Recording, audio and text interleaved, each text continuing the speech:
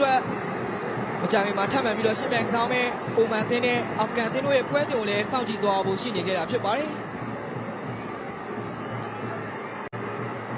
အောင်ဒီယာရှိကိုပေးထားတယ်စီယာသင်းပဲလေဂျွန်နဲ့ထပ်တွဲထားတယ်စီယာသင်းပဲတောက်လျှောက်ဆွဲတက်လာပြီ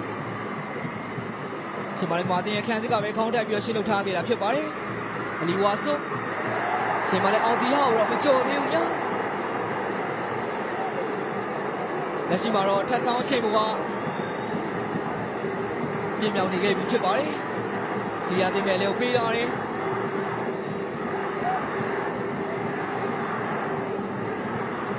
အောင်ဒီဟာရှင်းထုတ်ထားတယ်ညာ